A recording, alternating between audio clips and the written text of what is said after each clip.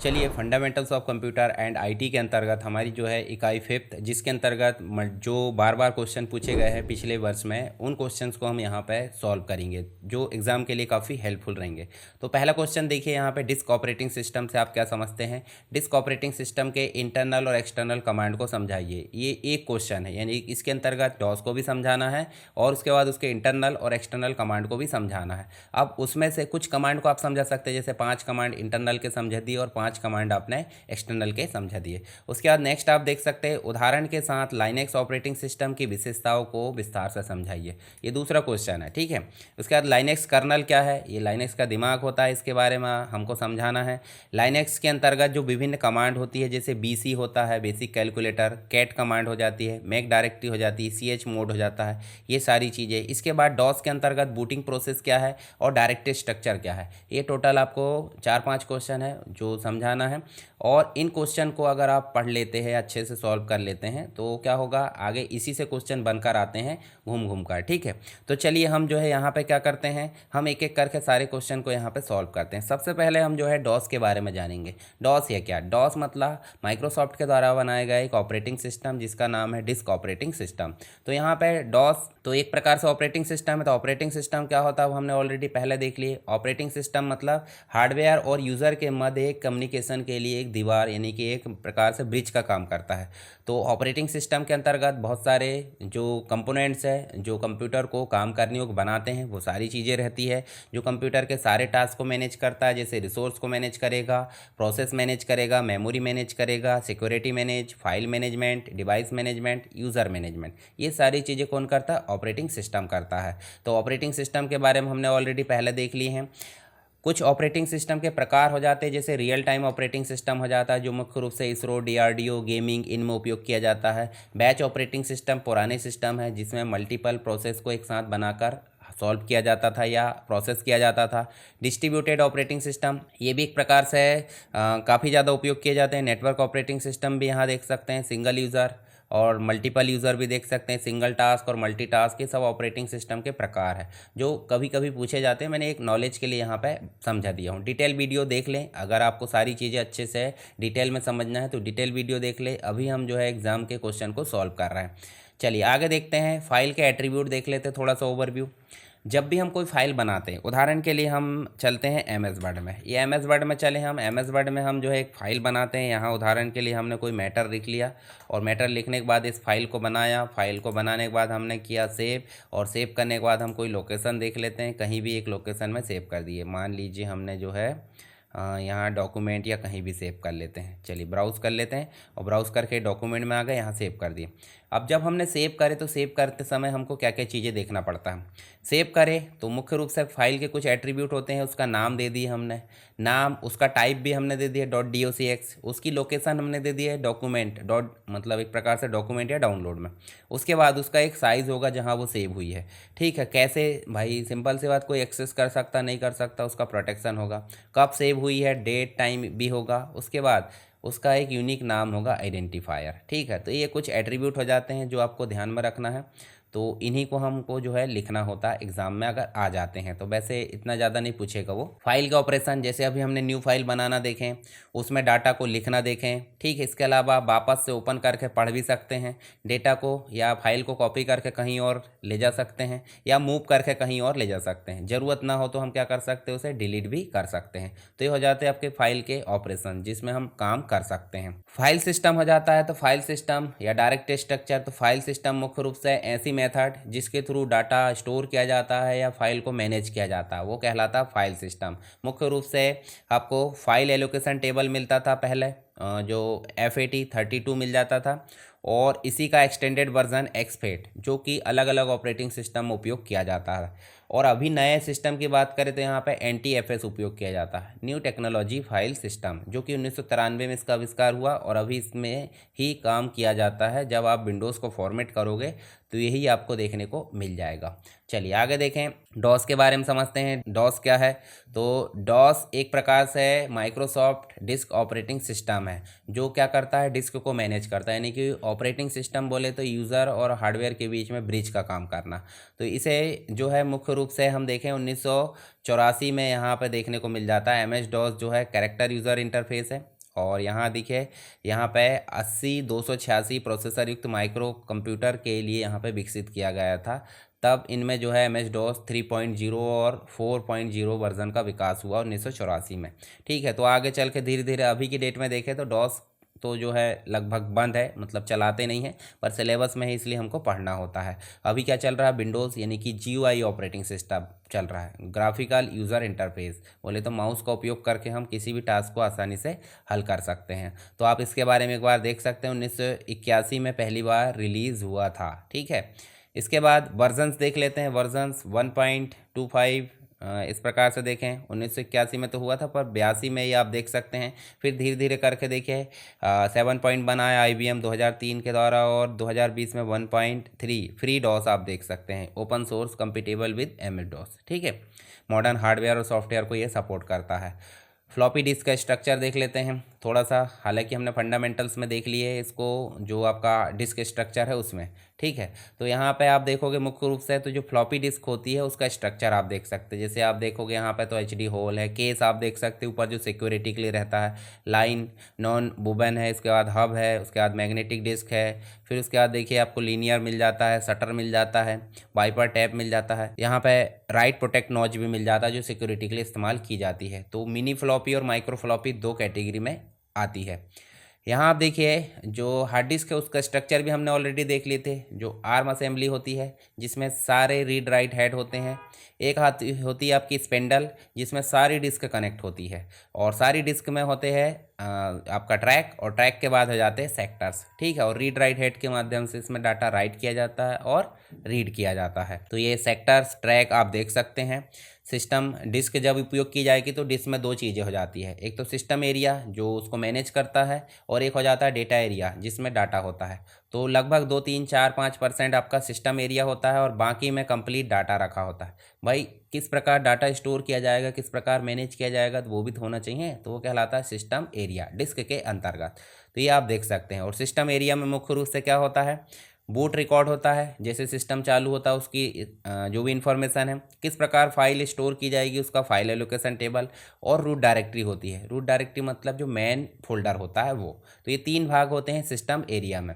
ठीक है, इसके बाद आप देखोगे तो डेटा एरिया में तो कंप्लीट रूप से आपको कंप्लीट डेटा मिल जाता है जो भी आपको स्टोर करना है, जो फाइल्स होती है यूज़र की। उसके बाद डॉस का प्रॉम्प्ट, मान लीजिए स्टार्ट हमने करे और CMD हमने लिखे, तो CMD जैसे लिखे देखिए डॉस का जो प्रॉम्प्ट है वो हमको दिखाई देता है। वर्जन अभी 10.02620.7309 इस प्रकार से दिख रहा है, माइक्रोसॉफ्ट विंडोज़ का वर्जन। ठीक है, तो डॉस का वर्जन नहीं है, माइक्रोसॉफ्ट विंडोज़ का वर्जन है ये। तो ये डॉस का प्रॉम्प्ट है, जहां हमको कर्सर दिखाई देता है, जहां पे हम कमांड को टाइप कर सकते हैं, वो डॉस का प्रॉम्प्ट कहलाता है। जब आप कंप्यूटर की बटन ऑन करते हो चालू करने के लिए, तो डॉस प्रॉम्प्ट दिखने तक की प्रोसेस को बूटिंग बोला जाता है, जो हम आगे पढ़ने वाले हैं। तो डॉस प्रॉम्प्ट में A और C दो चीज़ें दिखती है। तो अभी की डेट में देखें तो अभी हमको क्या दिख रहा है, C। हमने देखे यहाँ पे C एंटर करें, D हम एंटर कर देते हैं तो D में चले जाएंगे, और C एंटर करें तो हम C में चले जाएंगे। मतलब ड्राइव नेम हम चेंज कर सकते हैं। तो जो मेन डायरेक्टरी होती है, मेन जो हार्ड डिस्क का जो पार्टीशन होता है वो रूट डायरेक्टरी के श्रेणी में आ जाता है। तो पहले हम देखें तो पहले हमको जो है फ्लॉपी डिस्क में A मिलता था, और अभी हार्ड डिस्क में क्या मिल जा रहा है, SSD में C ड्राइव मिल जा रही है। तो ये भी आपको थोड़ा सा ध्यान रखना है। बूटिंग प्रोसेस की अगर बात करें तो जब आपका कंप्यूटर की पावर ऑन की जाती है तो वहाँ से फिर आपका बायोस चेक किया जाएगा। बायोस चेक करने के बाद पोस्ट किया जाता है पावर ऑन सेल्फ टेस्ट, सारे हार्डवेयर चेक किए जाएंगे, और सारा बूट सीक्वेंस चेक करने के पश्चात आपका डेस्कटॉप दिख जाता है, या फिर जो डॉस प्रॉम्प्ट है वो दिख जाता है। तो उसी को बोल देते हैं बूटिंग प्रोसेस। जैसे power on self test, boot record check किया जाएगा, डॉस का कर्नल मतलब दिमाग उसका बोल सकते हैं, सिस्टम की कॉन्फ़िगरेशन चेक की जाएगी, कुछ फाइल्स होती है डॉस की जैसे command.com, autoexe.batch, और फाइनली क्या आ जाता है डॉस का प्रॉम्प्ट। तब इस प्रोसेस को बोल देते हैं बूटिंग प्रोसेस, यानी कि कंप्यूटर के चालू होने की प्रक्रिया को बूटिंग प्रोसेस बोला जाता है। ठीक है, तो इनको आप पढ़ लेने एक एक करके बूटिंग प्रोसेस को, जो मैंने बताया हूँ सारी चीज़ें, तो वो आपको एग्जाम में भी पूछा गया है। आप बात कर लेते हैं दो प्रकार की बूटिंग होती है। एक तो हो जाती है कोल्ड बूटिंग। मान लो हम रात में काम करके या ऑफिस में काम करके शाम के समय हम बंद करके सिस्टम को चलेगा, और दूसरे दिन जब ऑफिस में आए और फिर कंप्यूटर को चालू कर रहे हैं, इसका मतलब हो गई कोल्ड बूटिंग। अब हम ऑफिस में रहते हुए 1-2 घंटा काम कर लिए कंप्यूटर में, और फिर से कंप्यूटर थोड़ा परफॉर्मेंस कम है तो रीस्टार्ट कर रहा है, तो रीस्टार्ट करने को बोल देते हैं वार्म बूटिंग। क्या बोल देते हैं? Warm booting. दोनों चीज़ आपको पता होनी चाहिए। और हम यहाँ देखें तो कोल्ड बूटिंग की तो ठीक है, मैन स्विच ऑफ कर देते हैं और जो भी है, पर वार्म बूटिंग के समय आप देखोगे कंप्यूटर को बूट करने के लिए एम एस डॉस में 3 मुख्य फाइल्स होती है, MS-DOS.sys, IO-DOS.sys और command.com। तो ये 3 फाइल होगी, तभी आप रीस्टार्ट कर सकते हैं या रीसेट कर सकते हैं कंट्रोल अल्टर डिलीट के माध्यम से, या फिर रीस्टार्ट की बटन प्रेस कर दो। यहाँ देखिए हमने सिस्टम फाइल्स में देखें तो हमने 3 फाइल्स देखें, IO.sys, इस प्रकार थे कि IO.sys, यहाँ पे MS-DOS.sys, command.com, ये 3 मुख्य फाइल है जो डॉस ऑपरेटिंग सिस्टम के अंतर्गत काम करती है। इसके बाद नेक्स्ट हम देखेंगे तो यहाँ पे कुछ कमांड्स हो जाती है, यानी कि जब भी हमको डॉस में कुछ काम कराना होता है तो हमको उसको कुछ इंस्ट्रक्शन देना होता है। उस इंस्ट्रक्शंस या निर्देशों को क्या बोल देते हैं? कमांड्स बोल देते हैं। और कमांड्स 2 कैटेगरी की होती है, एक तो इंटरनल, डॉस को इंस्टॉल करें तब आपकी जो कमांड है वो खुद ब खुद आ जाएगी, यानी कि हमको इंस्टॉल करने की ज़रूरत नहीं है। पर कुछ कमांड जो होती है अलग से लाई जाती है, जिसको ड्राइव में या फिर पेन ड्राइव किसी भी प्रकार से हम इंस्टॉल कर सकते हैं। तो इंटरनल कमांड जो डॉस के साथ में होती है इनबिल्ट, एक्सटर्नल कमांड मतलब जो अलग से इंस्टॉल करने की आवश्यकता पड़ती है। तो हम इंटरनल कमांड को हल करके देख लेंगे और एक्सटर्नल के लिए यहाँ पे पढ़ लेंगे। तो इंटरनल कमांड हमने देख लिए। इंटरनल कमांड के अंतर्गत पहली कमांड हम देखें DIR मतलब डिस्क की जितनी भी फाइल्स है जहाँ पे हमें उसकी सारी फाइल्स या डायरेक्टरी की लिस्ट दिखाता है। इसका सिंपल सिंटैक्स देखें तो रूट डायरेक्टरी तो रहती है, DIR बस लिखना है, एंटर करना है, तो सिंटैक्स हो गया। और या फिर डायरेक्टरी का नाम आप लिख सकते हैं, या डायरेक्ट देखिए यहाँ पे एग्जांपल के लिए DIR लिख दो डायरेक्ट, या फिर आप क्या लिख दो? डायरेक्टरी का नाम लिख दो। इसके बाद MD बोले तो डायरेक्टरी को बनाना, मतलब यहाँ पे हम सिंपल देखें तो मेक डायरेक्टरी होता है इसका नाम, और यहाँ पे MD लिखने के बाद डायरेक्टरी का नाम लिखना पड़ता है। सिंटैक्स डेफिनेशन लिखना जरूरी है, सिंटैक्स लिखना जरूरी है, और एग्जाम्पल ये चीज़ लिखोगे और स्टेप्स बताओगे तो आपको नंबर अच्छे मिलने वाले हैं। कभी भी अगर पूछा जाता है डॉस की इंटरनल और एक्सटर्नल तो टोटल 5-5 कमांड समझाना है, या फिर वो स्पेशली पूछ लेगा कि कौन कौन सी कमांड को समझाना है। तो इसके लिए आपको कमांड का नाम, जो आपका उसका डेफिनेशन के साथ सिंटैक्स, और इसके बाद उसका एग्जाम्पल, उसके स्टेप्स कैसे आप लगाते हो, तो वो चीज़ आपको पता होनी चाहिए। तो MD लिखना है और यहाँ पे डायरेक्टरी का नाम लिखना है ABC, तो ABC आपकी ड्राइव में बनकर आ जाएगी। फिर उसको हम ABC के अंदर ले जाना चाहते हैं हमारे कर्सर को या प्रॉम्प्ट को, तो हम जो है क्या लिखेंगे? CD, और CD करके क्या लिखेंगे? ABC, मतलब CD करके ड्राइव का DIR का नाम लिखेंगे, डायरेक्टरी का नाम। ठीक है, डायरेक्टरी का नाम लिखें तो हम उसके अंदर चले जाएंगे तो कुछ इस प्रकार से हम अंदर आ जाएंगे। फिर हम इससे वापस आना चाहते हैं तो हम चलेंगे डॉट करेंगे तो हम वापस आके फिर से कहाँ जाएंगे? रूट डायरेक्टरी में आ जाएंगे।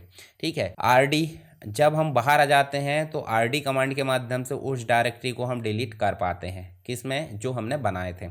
CLS मतलब जो स्क्रीन में ढेर सारा हमको दिख रहा है, जैसे यहाँ दिख रहा है, तो हम सीधे CLS टाइप करेंगे तो क्लियर कमांड हो जाता है। सारी कमांड्स जो है मैं जो कंप्लीट वीडियो है उसमें मैं बता चुका हूँ। आप चाहे तो कहाँ जा सकते हैं, आपको मैंने कंप्लीट इस वीडियो के नीचे एक लिंक दिया हूँ फर्स्ट सेमेस्टर के कंप्लीट सब्जेक्ट की, उसको क्लिक करोगे तो वहाँ डॉस का सेपरेट आपको क्लास मिल जाएगी, उसको जाकर देख लीजिए।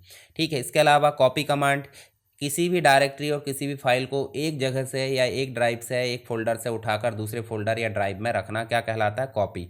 अब मूव करना अलग होता है, कॉपी मतलब डुप्लीकेट बनाना। तो ऐसे हम जो है एक तो सोर्स फाइल नेम दे देते हैं, सोर्स पाथ, और एक टारगेट ड्राइव नेम दे देते हैं। जैसे हम मान लीजिए कॉपी करना चाहते हैं ABC को XYZ में, तो यहाँ पे इसका इस प्रकार दे सकते हैं। कॉपी कॉन कमांड जो होती है एक नई फाइल बनाने का काम कर लेती है और Ctrl+Z से इसको सेव किया जाता है। कॉपी कॉन लिखे और abc.txt लिखे, जो भी हमने नाम यहाँ पे डाटा लिखे, डाटा लिखने के बाद Ctrl+Z बोले तो F6 भी दबाए तो एक फाइल आपकी बनकर आ जाएगी। अब इसमें हमने लिखे हेलो दिस इज़ फर्स्ट, तो हम DIR चलाएंगे तो ये नहीं दिखेगा, सिर्फ फाइल का नाम दिखेगा abc.txt। पर हम इसे देखना चाहते हैं तो हम चलाएंगे टाइप कमांड, तो टाइप लिखे और उस फाइल का नाम लिखें तो क्या आ जाएगा? आपका मैटर आ जाएगा जो भी हमने लिखे। अब इस फाइल को डिलीट करना, देखिए RD था डायरेक्टरी को डिलीट करने के लिए, पर DEL है आपका किसको डिलीट करने के लिए, फाइल को डिलीट करने के लिए। चलिए यहाँ पे फाइल को डिलीट करने के लिए हमने क्या लगाया है, आपका DEL और उस फाइल का नाम abc.txt। ऐसे ही इस फाइल का या फोल्डर का नाम बदलना तो REN कमांड चलाए और हमने सोर्स फाइल नेम दिए abc.txt और डेस्टिनेशन फाइल का नाम क्या दे दिए xyz.txt। मतलब ये फाइल आप इसमें कन्वर्ट हो जाएगी और ये फाइल डायरेक्टरी में नहीं मिलेगी, ठीक है। इसके अलावा डेट कमांड से डेट आ जाती है, टाइम से टाइम आ जाता है, वर्जन से वर्जन आ जाता है, ये आप सिंपल देख लो। पाथ से जहाँ अभी करंट में आप काम कर रहे हो उसका पाथ आ जाता है। ड्राइव नेम चेंज करना मैंने बता दिया है ऑलरेडी। एग्जिट जो है डॉस एग्जिट हो जाता है। चलिए ये तो हो गया आपका इंटरनल। कुछ एक्सटर्नल कमांड भी देख लेते हैं जो अलग से इंस्टॉल करने की आवश्यकता पड़ जाती है, जैसे कि मुख्य रूप से देखें लेबल कमांड। तो लेबल कमांड जो है ड्राइव के जो लेबल है सीरियल नंबर उसको दिखाने का काम करती है। मान लीजिए हम इसी में चलते हैं और यहाँ लिख देते हैं क्या, लेबल। तो लेबल हमको दिखा देगा। कुछ एक्सटर्नल कमांड रन भी हो जाती है पर कुछ को इंस्टॉल करना पड़ता है। जैसे उदाहरण के लिए हम एंटर कर देते हैं और यहाँ हम चलते हैं क्या, डी में चलते हैं और डी में चलने के बाद या फिर सी में चलने के बाद हम जो है यहाँ पे चलते हैं और यहाँ लिख देते हैं ट्री। तो ट्री लिखेंगे, देखिए ढेर सारा स्ट्रक्चर, हर फोल्डर के अंदर कौन सा फोल्डर है, फाइल है, वो सारी चीज़ें हमको दिखा देता है। तो ये ट्री कमांड हो गई। CHKDS वो जो होती है, डिस्क में कोई दिक्कत है तो वो CHKDS इस प्रकार से हमने एंटर करे तो ये जो है एक्सेस डिनाई, यानी एडमिनिस्ट्रेटर इसको चलने नहीं देगा, ठीक है। प्रिंट कमांड जो होती है प्रिंट करने का काम करती है किसी पर्टिकुलर फाइल को। डिस्क कॉपी एक डिस्क को दूसरी डिस्क में कॉपी करता है, A ड्राइव को B ड्राइव में। डिस्क को कंपेयर करना तो डिस्क कॉम्प हो जाता है। सिस कमांड जो हो जाती है बूटेबल डिस्क बनाना, उसके लिए उपयोग की जाती है। हेल्प कमांड से MS DOS में हेल्प देख सकते हैं। जैसे उदाहरण के लिए आपने हेल्प लिखे तो हेल्प लिखे, देखिए सारी जो कमांड है उनकी हेल्प यहाँ पे आ चुकी है।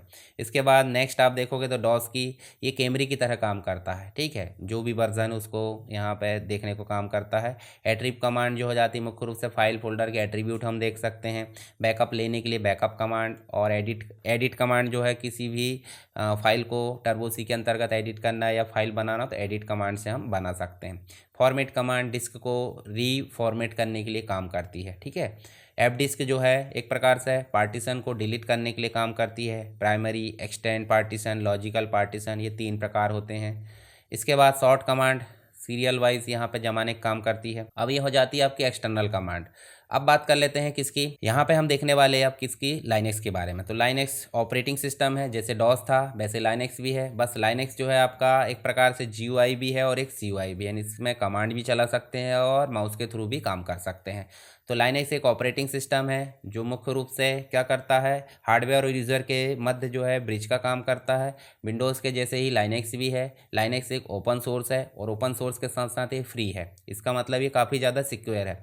इसके अंतर्गत मुख्य रूप से देखें तो हम लाइनेक्स के बारे में देखें तो जो लिनक्स टोरवेल्ड्स है 1991 में इसे बनाया था। और किससे प्रेरित है, ये यूनिक्स से प्रेरित है। यूनिक्स भी एक ऑपरेटिंग सिस्टम है और यूनिक्स को हम कैसे देख सकते हैं, यूनिक्स मैक ऑपरेटिंग सिस्टम को हम देख सकते हैं। ये काफ़ी ज़्यादा सिक्योर है तो यूनिक्स पर ही आधारित है और ये कैसा है, पेड है। परंतु लाइनेक्स आपका पेड नहीं है, ये कैसा है, फ्री वर्जन है। मतलब फ्री आप बोल सकते हैं, कुछ वर्जन इसमें भी पेड मिल जाते हैं परंतु ले देखा बोले तो लाइनेक्स फ्री है और ओपन सोर्स। ओपन सोर्स का मतलब क्या हो जाता है, जो भी इसमें कोडिंग की जाती है वो कोड जो होता है सोर्स कोड वो फ्रीली डाउनलोड कर सकते हो। उसमें कोई चेंजेस करना हो कर सकते हो और फिर से अपलोड कर सकते हैं मॉडिफाई वर्जन, ठीक है। तो ये इस प्रकार से लाइनेक्स यहाँ पे काम करता है। शुरुआत में पर्सनल कंप्यूटर के लिए बनाया गया था, धीरे धीरे करके जो है आज की डेट में देखें तो छोटे पर्सनल कंप्यूटर से लेकर सुपर कंप्यूटर तक इसका जो है उपयोग किया जाता है। सर्वर में भी मुख्य रूप से लाइनेक्स का ही उपयोग किया जाता है। इसकी हिस्ट्री आप पढ़ लेना एक बार, किस प्रकार लाइनेक्स जो लिनक्स टोरवेल्ड्स ने लाइनेक्स को डेवलप किया। 1991 में देखिए पहला कोड रिलीज़ हुआ था और अभी बात करें तो आपको 2025-26 यहाँ पे देखने को मिल जाता है। तो अभी के डेट में काफ़ी ज़्यादा पावरफुल ये हो जाता है। इसका पूरा जो ड्यूरेशन है वो आप यहाँ पर देख सकते हैं। स्ट्रक्चर की बात करें तो हार्डवेयर होता है माउस, कीबोर्ड, CPU जो भी है। उसके बाद जो है यहाँ पे लाइनेक्स ऑपरेटिंग सिस्टम में मुख्य पार्ट कर्नल होता है। कर्नल लाइनेक्स का दिमाग होता है जो क्या करता है, सारे टास्क को हैंडल करता है। जितनी भी प्रोसेस मैनेज करना है, मेमोरी मैनेजमेंट, सिक्योरिटी मैनेजमेंट, सारे काम कर्नल के माध्यम से ही किए जाएंगे। अब सेल जो होता है यूज़र से इंस्ट्रक्शन प्राप्त करने के लिए या यूज़र के इंस्ट्रक्शन को लेकर कहाँ ले जाता है, कर्नल तक। तो एक मीडिएटर के रूप में काम करता है और एप्लीकेशन तो एक सॉफ्टवेयर होगा और बाद में यहाँ पे हो जाता है यूज़र महोदय, ठीक है। तो यूज़र कि जितनी भी कमांड्स है या जो भी इंस्ट्रक्शंस है वो सेल में यहाँ पे प्राप्त किया जाएगा और फिर उसके बाद यहाँ पे कर्नल ले जाकर के क्या करेगा, हार्डवेयर से काम करवाएगा। और कुछ यूटिलिटीज़ भी होती है, सहायक चीज़ें, वो आपको देखने को मिल जाती है। तो ये हो जाता है स्ट्रक्चर ऑफ लाइनक्स। तो आपको इसको बनाना है और एग्ज़ाम में इसको डिस्क्राइब भी करना है। कर्नल मुख्य रूप से देखें तो हमने देखे हार्डवेयर प्लेटफॉर्म है और बाकी सब लाइब्रेरीज़ वगैरह है, सी लाइब्रेरी, GNU है, यूज़र एप्लीकेशंस है, सिस्टम की कॉल्स है, सेल्स है, ये सारी चीज़ें आप देख सकते हैं। तो इन सब के बीच में एक ब्रिज का काम करता है, मीडिएटर। तो कर्नल मुख्य रूप से देखें तो मुख्य हिस्सा है, हार्ट ऑफ लाइनक्स बोल सकते हैं।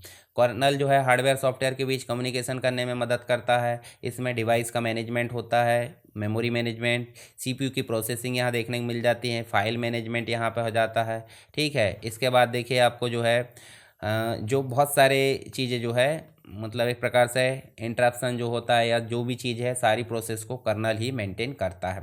कुछ सिस्टम की लाइब्रेरीज़ होती है, लाइब्रेरीज मतलब बेसिक कमांड्स, मतलब जो फंक्शंस होते हैं उनका कलेक्शन हो जाता है जो बार बार काम करते हैं। जैसे GNU की लाइब्रेरी आप देख सकते हैं, glib। ठीक है, इसके बाद सेल जो यूज़र से इंस्ट्रक्शन प्राप्त करेगा वो कहलाता सेल। जैसे यहाँ आप देखिए सेल, इस प्रकार से हम कुछ इंस्ट्रक्शन दे रहे हो। उदाहरण के लिए हम डॉस में चलते हैं, यहाँ पे देखिए हमने मान लीजिए dir लिख रहे हैं, तो ये क्या है, एक प्रकार से सेल है जो ऑपरेटिंग सिस्टम से काम करवाता है। इसके बाद हार्डवेयर तो आपको पता है कि भाई CD, रोम, DVD, माउस, कीबोर्ड, ये सब हार्डवेयर है। यूटिलिटीज़ में कुछ सहायक चीज़ें जाती है जो ऑपरेटिंग सिस्टम के साथ काम करती है। फीचर्स की बात करें, एग्जाम में पूछा गया था features, free and open source को समझाइए। देखिए फ्री और ओपन सोर्स, फ्री मतलब फ्रीली डाउनलोड कर सकते हैं लाइनक्स को, और ओपन सोर्स का मतलब क्या हो जाता है, इसके सोर्स कोड को भी हम डाउनलोड कर सकते हैं और एडिट कर सकते हैं। यहाँ पे हमको लाइनक्स GUI मिल जाता है, ग्राफिकल यूज़र इंटरफेस, मतलब माउस के थ्रू भी हम काम कर सकते हैं। विंडोज़ की अपेक्षा इसमें सिक्योरिटी काफ़ी ज़्यादा पावरफुल है, इसमें एक साथ बहुत सारे यूज़र काम कर सकते हैं। एप्लीकेशन का सपोर्ट भी यहाँ देखने को मिल जाता है। सेल मिल जाती है यहाँ पे जो यूज़र के इंस्ट्रक्शन को प्राप्त करती है।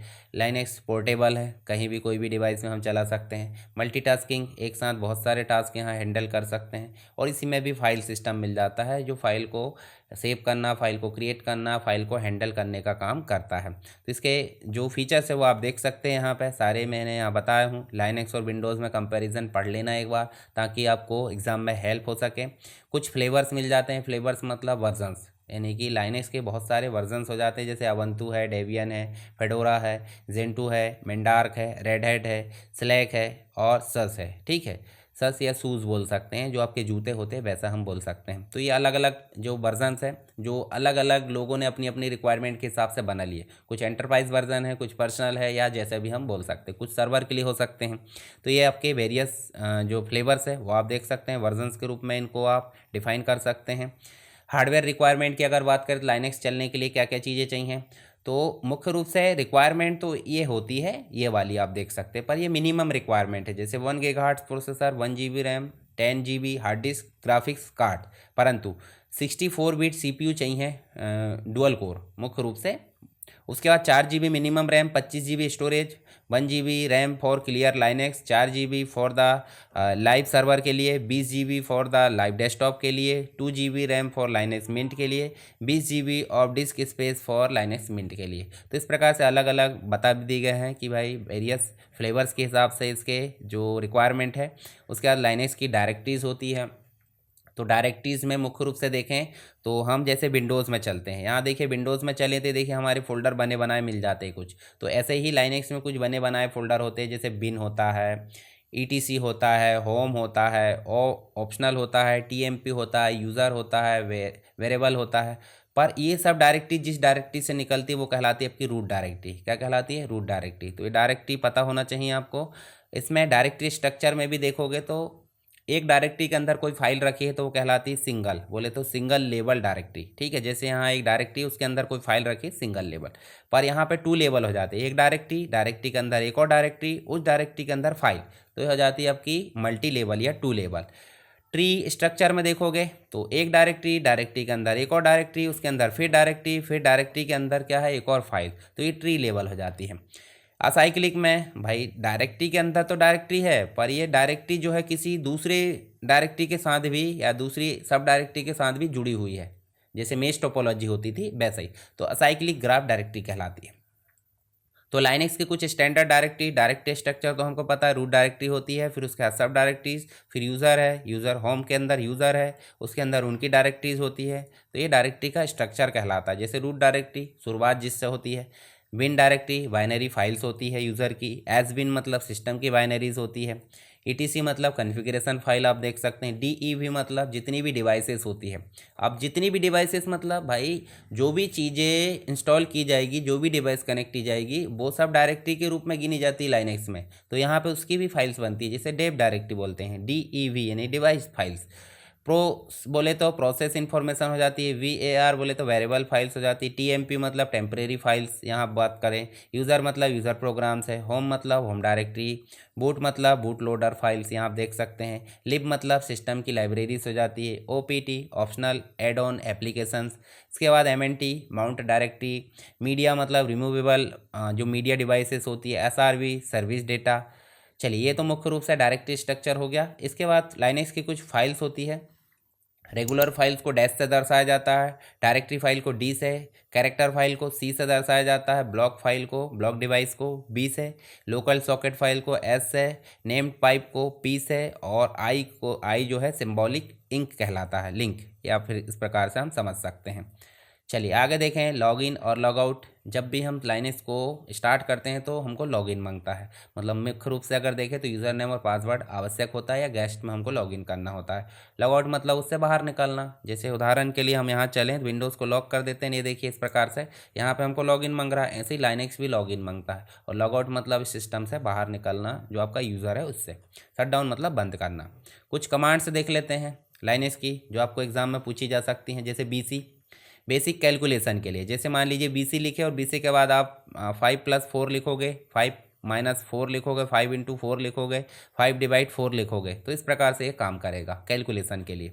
सीडी मतलब जैसे चेंज डायरेक्टरी होती थी, एक डायरेक्टरी से दूसरी डायरेक्टरी में जाना, तो वो सीडी के रूप में काम करता है। उसके बाद आप एलएस देख सकते हैं, लिस्ट फाइल्स, यहाँ आप देखोगे जितनी डायरेक्टरी है उनकी लिस्ट दिखाना। मेक डायरेक्टरी को बनाने के लिए मेक डायरेक्टरी, सिंटेक्स और एग्जांपल लिखना बहुत ज़रूरी है।